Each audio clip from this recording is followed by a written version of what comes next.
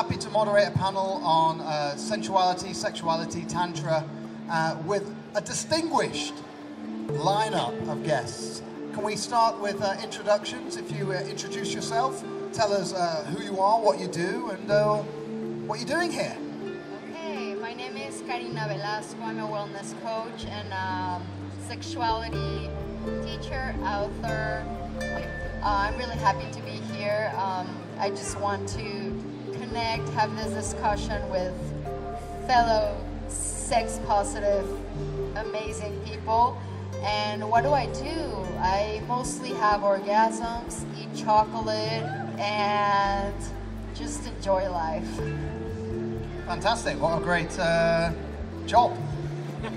Quite a job. My name is Destin Gerek. I've been doing some form of work around sexuality for about 18 years. Started from a very Western academic perspective, sociology, psychology, cultural anthropology, and then dove into body work, and this really got me into here, which I didn't even realize I was disembodied until I really connected to my body. And it was during that time that I really fell in love with the breath and how powerful the breath can be as a tool for, well, for a deepening presence as well as for more powerful orgasms. And then 10 years ago, this past November, I had what can only be described as a spiritual awakening. And it was very natural to me to begin to explore, how does this path around sexuality fit into this newfound spiritual connection? I've had the honor and privilege over the past decade to have a career that's really flourished. I've worked with everything from the struggling artists to self-made multimillionaires. I've built an audience and clientele that spans 6 continents. I've spoken on 4 continents and over 25 countries, and I love what I do, and hopefully you'll get a lot out of this today as well. Thank you. When you spoke on 4 continents, was that at one time? I don't think you need to answer that. He levitated. Hi, my name is Gerald. What I'm doing here, basically, I teach men and women how to become remarkable lovers, essentially through a philosophy of holistic sex. So my core principle is about merging the dirty and the divine, the body, the spirit, all of that together. And I really, my mission and vision is about empowerment. It's about awareness and bringing everything together, right? We have a battle of the sexes, we have a battle inside of us, and my work is really about healing that and becoming empowered to have incredible sex. Thank you. Hi, I'm Samavesha, Gayatri, Devi, and I'm a bit more multi-dimensional in my sexuality. I had a couple of near-death experiences, so I got to see the human sexual experience, not only with each other, but also with ourselves. So I'm about that erotic connection with our soul. It's called the Shakti. And in other communities, we run it as gender alchemy. We've also run it as sacred erotic commerce. Orgasm is a wave, and that sensuality is connected to our divine power and how to have that course through every single atom and cell in our body. So it's kind of like multi-dimensional eroticism of getting your heart on with your own divine presence and then being able to share that with a partner. So then we also specialize in sacred sexual union, which in ancient times was called the royal tantra of the Grail kings and queens. So here we are. All right, thank you very much. And we need to speak up a little bit because we've got drums. So seriously, guys, are you all just nymphs? I mean, what's the score here? You're all just sex addicts. What is the point of what you're doing? Is it just to get high? Is it just to get off on yourselves and other people, all over them? Or, I mean, is there some spiritual element to this? Of course, because I think what we're coming to on Earth at this moment is the integration of being spiritual, the integration of our humanity, our body, our sexuality. And of course, like in a sense, you know, there's certain addictions we have to neurotransmitters like the dopamine. So when we have sex, actually biologically, chemically, you know, those get triggers, the dopamine, which is my reward system, and my oxytocin, which is a bonding hormone. So in a way, I feel for me, sexuality it's just the idea to notice what you can do with sexual energy, and it's not really just about having good sex. It's how can we use that energy for so much more, like for your sensuality, for your power, to open your heart, to even heal your thyroid, to really have like amazing, you know, like meditations, because it triggers the DMT in your own system, so you're like there, you know, like in this space now without the need of doing drugs, the connection with the divine. So for me, that's what really turns me on about the sexuality. And when I turn myself on, I have the choice and the toolbox in order to choose how do I want to explore that energy and how I wanted it to move in my body. So yes, I'm addicted to love.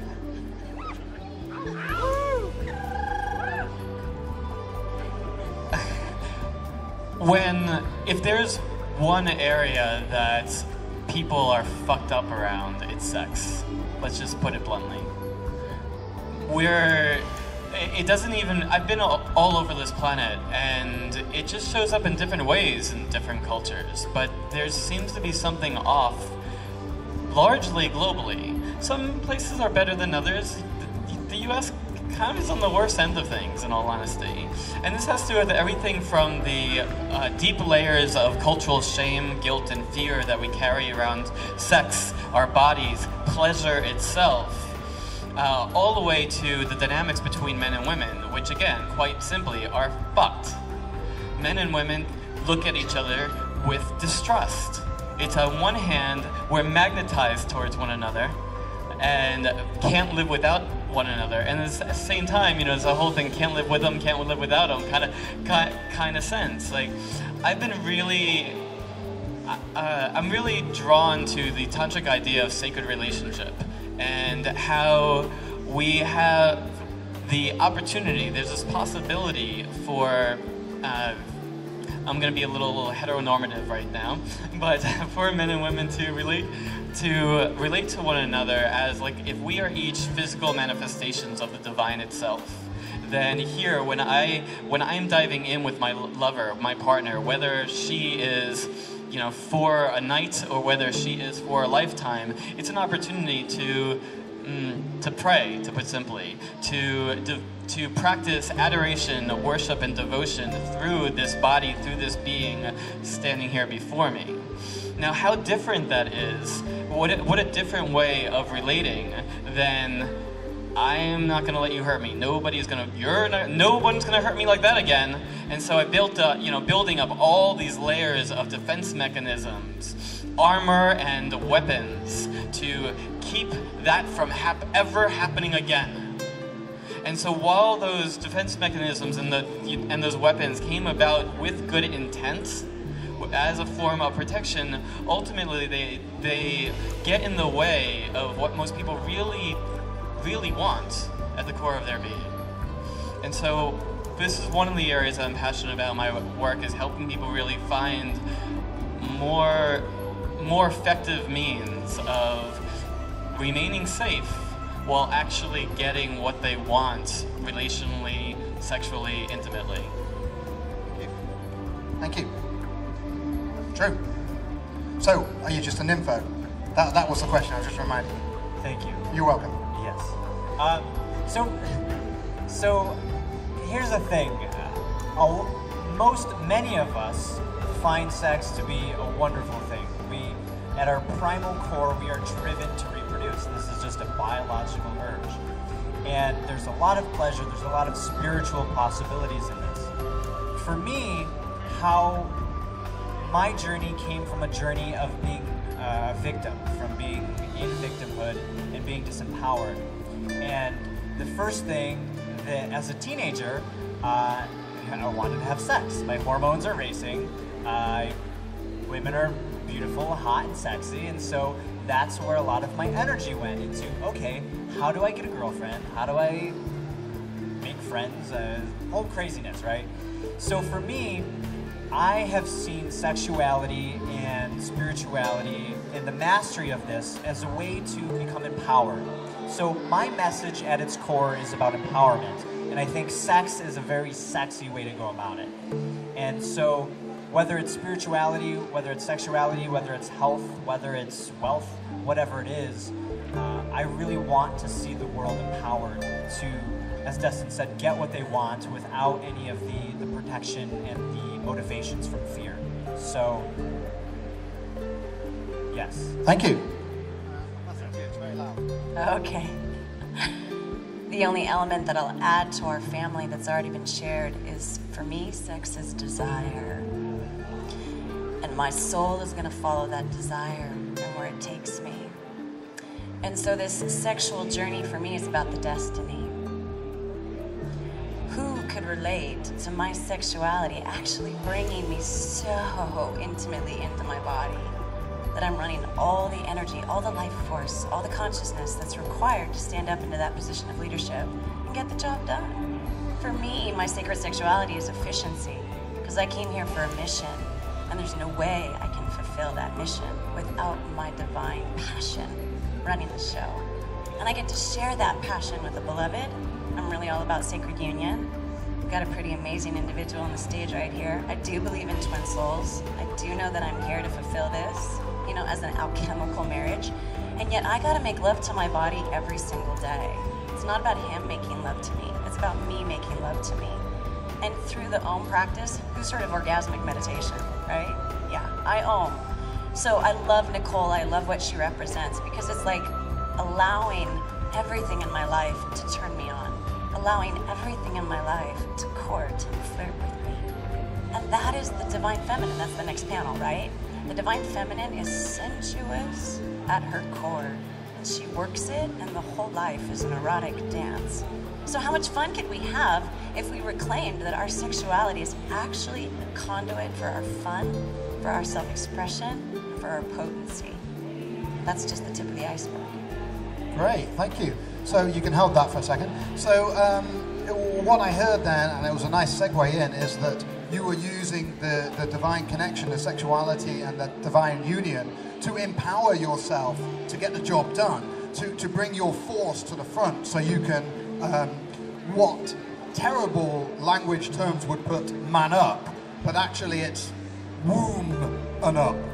You know, but it doesn't matter, you know, we need a neutral term for that, not a woman up or a man up.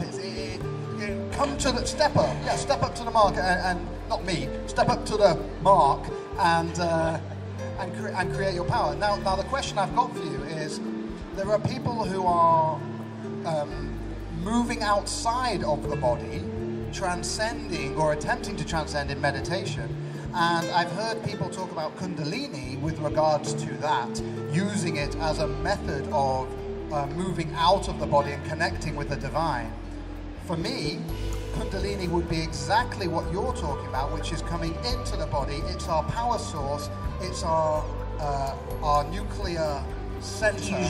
Fusion that powers the human element. It's not a transcender, it's a descender. Would you like to comment on that? Well, I'll let the family go around, but I'll say that. So Wow, yeah. I mean, I can only talk about my experience. And basically that happened to me in my first experiences in tantric practices. I tended to just like lift my energy up and just get spaced out. I'm an Aquarium and I'm air, so I'm used to be like, hey.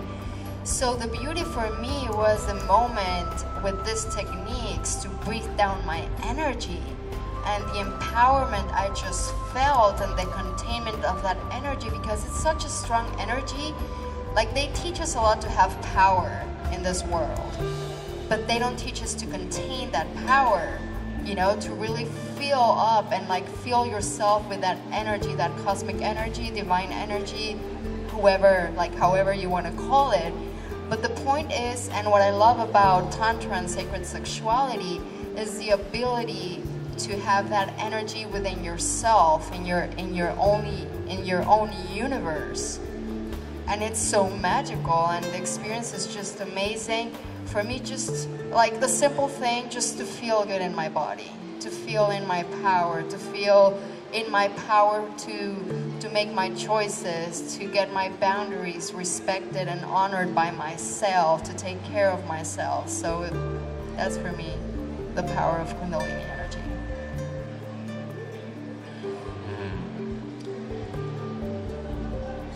Is it a transcender or a descender? What much of what this Ascent Expo is about, you know, I think of this as being part of this larger evolution of consciousness movement that's occurring. And too often I feel that this consciousness movement forgets about or ignores or intentionally represses the sex component. It's like, we're still just not going to deal with that. It's all about these upper chakras, these higher chakras. And so even those conversations end up being about, let's just transmute this energy. Basically, the only reason why these energies exist is so that we can transmute them upwards to the more important centers of the body. From tantric lineage, there's no such thing as a more important chakra. Which is why I'm really not a fan of the idea of lower and higher chakras, because it's taken on the way that people speak of it too often, where they think of higher as in better. So I'll use lower and upper, so that, you know, speaking of physical proximity, but each of our chakras, first, second, third, fourth, fifth, sixth, seventh, they're all really important. Yes, open and activate your seventh chakra, your connection to the divine. Deepen your connection to the divine. Absolutely.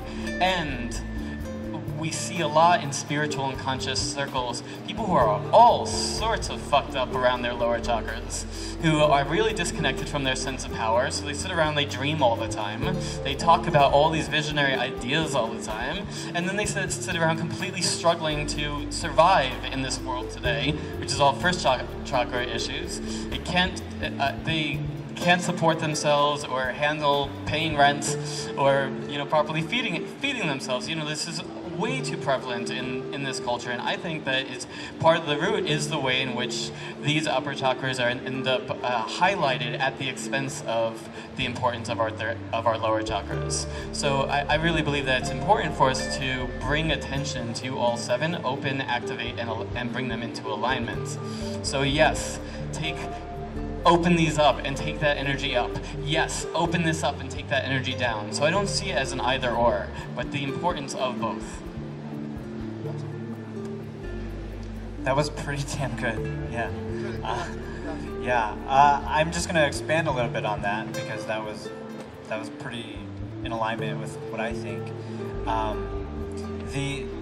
think a reason why we tend to come up here a lot is because for a lot of people, this is more safe, right? Down here, we hold a lot of shame, a lot of guilt, a lot of fear. It's survival, it's our stability, it's our sexual energy.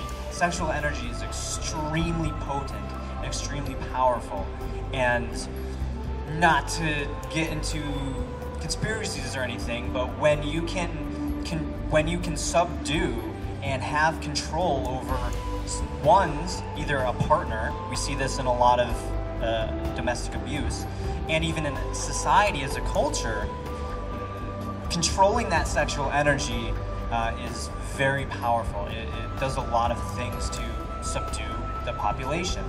And so we have all of this weird fucked upness down here. And just to go in the heart and be like, oh, everything's lovey-dovey, and express myself and be all super spiritual and reject. Because a key word here is there's a lot of rejection of this lower energy. And I'm of the stance that no, it's an integration. All of them are important, all of them are valuable. They all interact with each other. They can bind in different ways.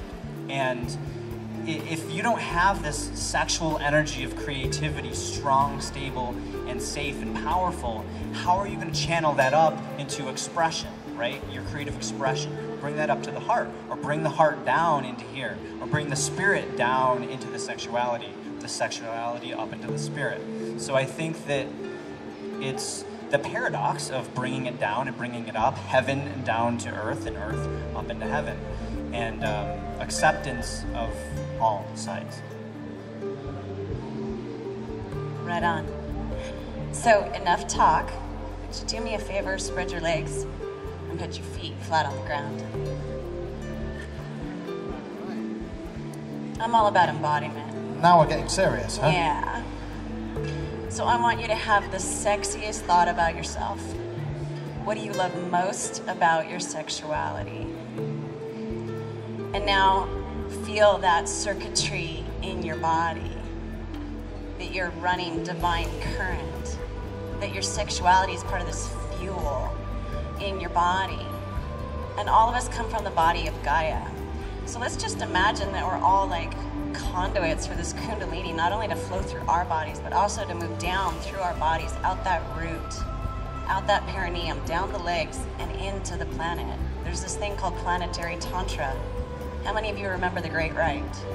That the most sacred form of prayer was sacred sexual union. So that means that as this Kundalini energy comes down and consumes our whole body and being, it's not just about you. What if you're feeding the life force in the planet by giving your body the full permission to run the life force in this vehicle that you are? Brianne Eisler called it the chalice and the blade. Not only can we go up and access that transcendent aspect of our higher self, so now feel that energy above your head, that higher self-consciousness, but feel how juicy it is now in your body that you went down first. And it's a figure 8. It never stops running. You can go up into the highest levels that you want. Just remember, make a promise to yourself, run it sexually all the way back down. Give it the loop. Let that current undulate. If any of you have ever seen like sea serpents, like I was like having an erotic connection with an eel last night, right? This eel was going in this aquarium and my whole body was like, you know, fluttering. And I was like, oh yeah. Because I could feel his body. It's an eel, right?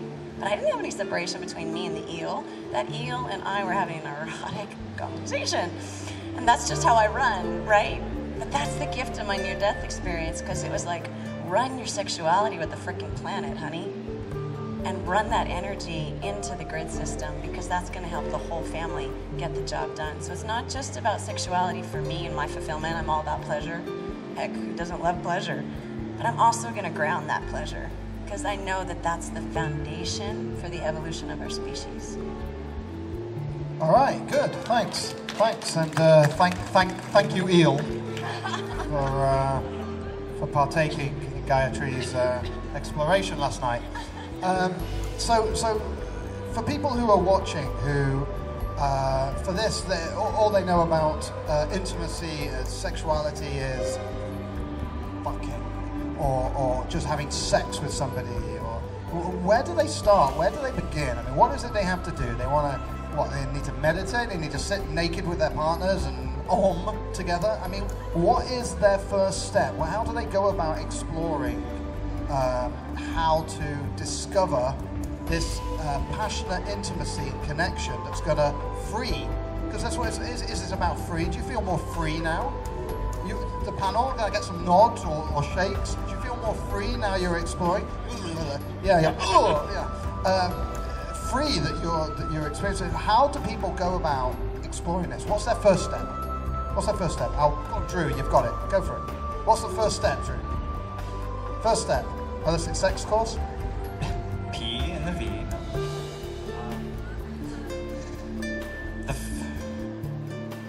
Again, I mean, we had this discussion earlier as well, and I think for me it comes down to awareness. We have many levels of awareness. We have awareness of the people around us. We have awareness of our partner, and we have levels of awareness of our partner, of their breath, of their pulse, of their energy, of their intention, of their desire or lack of desire. And we tune into that, and then we tune into our own awareness of ourselves, awareness of our body. More importantly, our feelings, our emotions, our thoughts, because those are going to dictate subconsciously where we're going to go, what we're going to do, how we're going to act. Do we have the shame? Do we have the guilt? Do we have the excitement? Do we have the desire? Do we have a feeling of worthiness for the desire? And I think that when we can become aware of what's going on inside of us, what's going on with our partner, and what's going on with the dynamic between, then from that place, we can then do something about it. We can begin to explore that place. But if we don't have that awareness of what's going on first, it's like if you don't have a destination, or if you don't know where you are. If you have a destination but you don't know where you are starting off, you have no map to get there. So I think the destination and the beginning is important to have before you begin the journey. So more knowledge, more awareness. Awareness. Okay, lovely. Gayatri, what's people's first step? How do you touch your own body? The only way that you can connect with another body is a reflection of how you connect with your own body. So how many of you have heard the phrase making love to yourself? Okay. So if you want to deepen the intimacy with a partner, you don't have a freaking clue where to start, right? Just start exploring each other's bodies with touch. It's called sensuality. It's called caress. Those of you that can run Kundalini, it's called textures of light. And it begins with how you touch your own body. So how many people use sacred oils or, have a practice of using, anointing your body every single day? Anyone? Right. So that's being sensuous with your own body. And so it's not so much your skill set, it's more about people's willingness. So, in yoga we call it get on the mat. I don't care what your skill set level is. And have some play in it, right? Because Tantra is a way of being. Tantra is not, just a set experience in the bedroom. And so if people are willing to explore each other's bodies with that curiosity, what does this touch feel like, right? What does that touch feel like? I touched this one's heart last night. I'm touching her with my eyes. Contact. Sexuality comes from contact. And how you contact yourself in your own body is then how familiar or how safe or how comfortable you feel in touching another and exploring another's world. Because that sexuality is the merging of each other's worlds. And it's a whole lot of fun if you make it into a game. Wonderful, thank you. Quickly, we're running out of time, so how do people start? First, remember that this isn't about losing anything. It's only about, I like the phrase, expanding your palette of pleasurable possibilities. Yes. So whatever you are already doing, there's nothing wrong with it. Like you can always have that on your palette. An artist's palette, with dipping their different colors. You can always have that on your palette. We're just adding more colors, adding more possibilities. So one big part as to where to start, really the answer is anywhere. Just start anywhere. Just go at anywhere that you go. Coloring outside of the lines of your current way of being expands your sexual consciousness. It expands your sense of possibility, expands your sense of self. The other major piece this is sort of related to awareness. What I consider really the base of conscious sexuality and consciousness period is presence.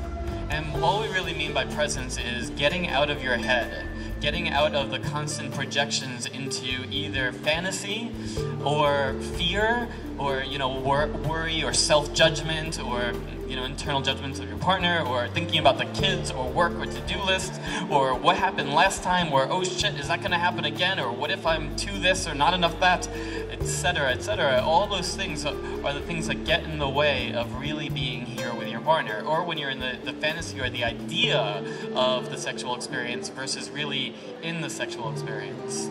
And the idea of what you're doing to your partner versus like really utilizing your five senses. Your sense of sight, hearing, smell, taste, touch. The senses are the gateways to presence. When you are deeply in your senses, you're not lost in your head. So you can utilize, I'm gonna go over here, sorry Mark. You can utilize your sense of sight to just take in the beauty of the person before you. Explore every little hair follicle in their body, the changes in color. Get to know their sense of smell, the different scents of their body. See? Why did you do that to me? Listen. I smell great. Listen to her sound. Yeah, there you go. Listen to her sounds of pleasure, as well as your own. The sounds of her breath and those breath changes. The taste of her sweet skin. As well as touch. Everything from the feel of her body underneath yours to not just the feel of her body, but also how it feels on your hands, as well as the feelings in your body, the little subtle sensations within you. The more you get in tune with those, the more present you are. There's so much in the subtleties and all the little nuances. Dive in there. Thank you. So, I don't know. Short and sweet. Thank you. I like it short and sweet. We should get together.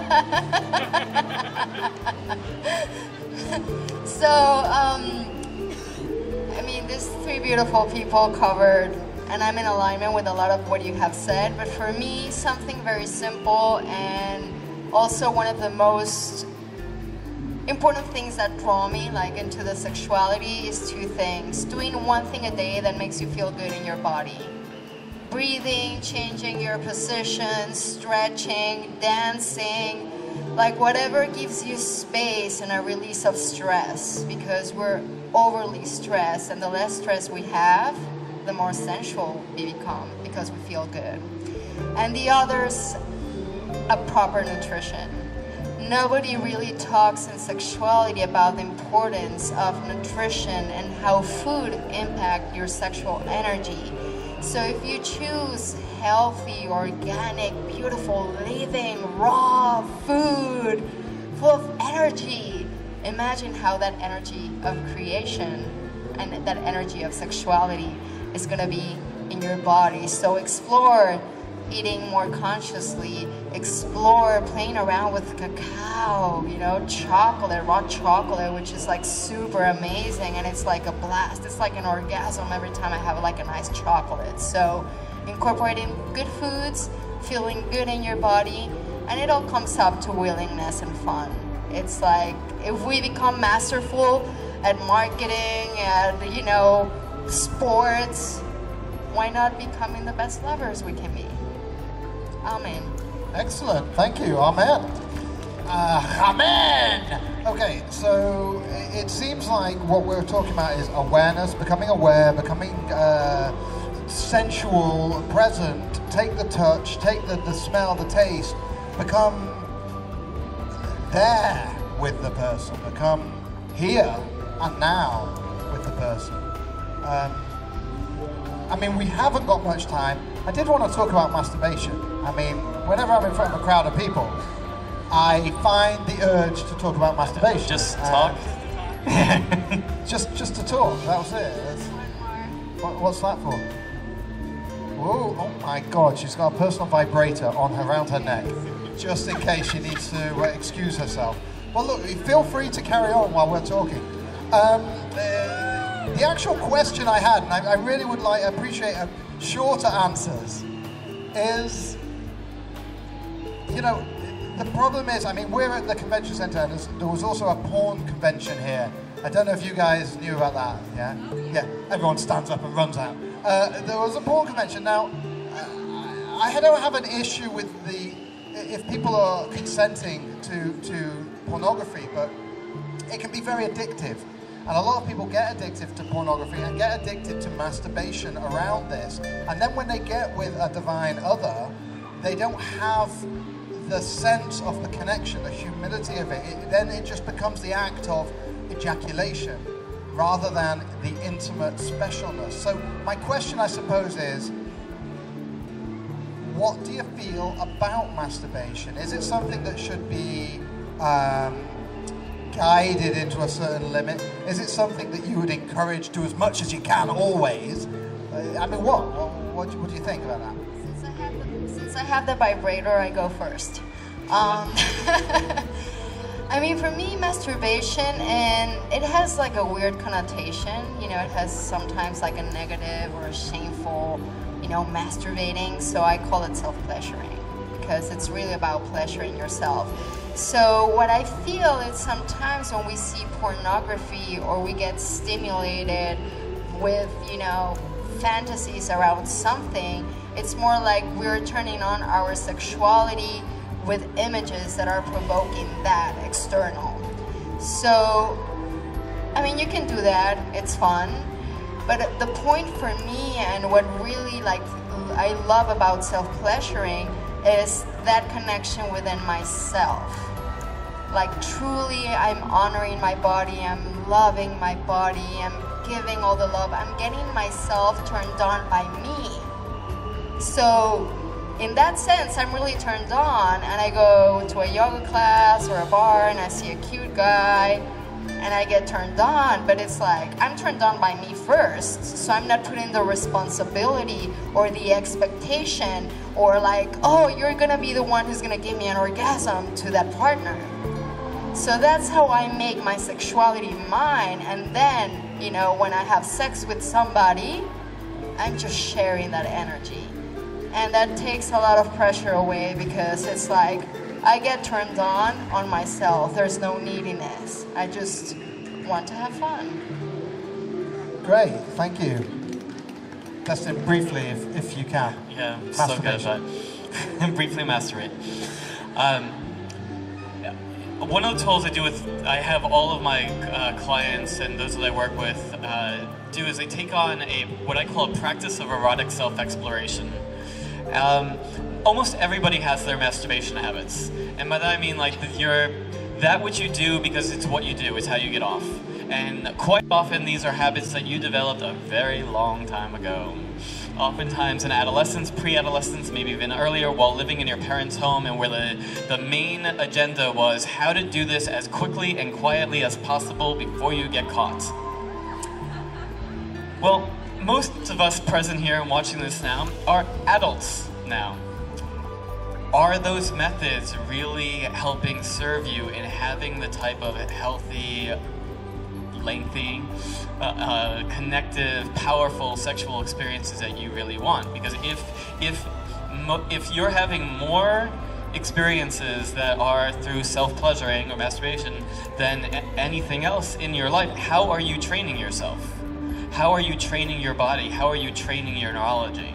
So this practice of erotic self-exploration is a practice where you are actively exploring your own eroticism, your own sexuality. So getting out of the habits. And the core foundation, there's a lot of different practices that I've developed, but the core foundation, if you're going to start anywhere with that, is when you're doing this practice, it's simply anything but your habits. If your habit as a man is, let me sit in front of my computer, one hand on the trackpad, the other one on my cock, and just like up, down, clicking, click, click, click. Are you left-handed? I'm the ambidextrous. Oh, that's a skill, that's a skill. At least in these areas.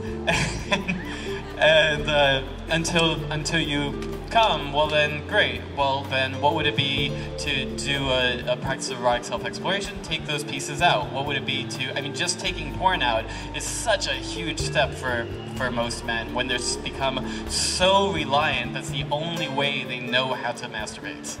So being able to find your turn on without needing intense visual stimulation, it can be really intense for a man, but also extremely valuable. And then if this is your method, well, try other ways of touching. And remember, you have two hands. Use them both. Wonderful, thank you. Two hands, use them both. Drew. Yeah. So for me, what I've kind of discovered in this realm is the importance of intention. What has, you know, a few years ago, what came to my mind, just my own personal experience, there's been times where I would go to masturbate and I would finish and I would feel worse off than I did when I started. And because of that, I kind of did some introspection, and oftentimes I find, you know, people that will masturbate to the point of, I don't know, pain or exhaustion or something, there can tend to be some self-hatred going on. Often there's some loneliness, or sadness or grief or shame or guilt around it, and then so engaging into this practice of doing that from that intention of loneliness and self-hate, it can be healing through a certain avenue if done correctly, but through that process I find that it only embeds more loneliness, more sadness and pain. So I think that going into a practice of actual self-pleasuring rather than self-destructive masturbation is very important. So going into this, and the same can be said about actual sex with a partner. You know, if you're having a one-night stand or whatever and you're just doing it because you hate yourself and you're lonely, then that's probably not going to have the most empowering, satisfying, fulfilling outcome, and may not be the best thing. So I think intentions, both going into yourself or into a partner or taking a partner into yourself, is very important. Thank you. I'm going to open the floor up to the elements. And so... Does that mean you're going to use the microphone? Oh, yeah. My favorite experience of masturbating in childhood was actually having an orgasm with water. And I allowed this warm, luscious water to caress my body. And I climaxed with the water. So it's not just people, right? People that go out into nature, the ancient goddess cultures, we had an erotic connection with all living things. That doesn't mean I'm gonna go and look at a bunny in a sexual way. But masturbating, you know, isn't limited to people. So play, again, play and explore. Second component, the most amazing experience for me of self-pleasuring was when my lover was holding my body. It's called empathic orgasm. And he orgasmed as my body was orgasming, and it brought this, what we call in a quantum field, entrainment between our bodies. And he watched how I moved that energy through my body, and it actually trained him. Like, oh my gosh, I didn't know she could do that, right? So when you get into G-spot meditation, you know, it's the prostate for the guys and the G-spot for the women.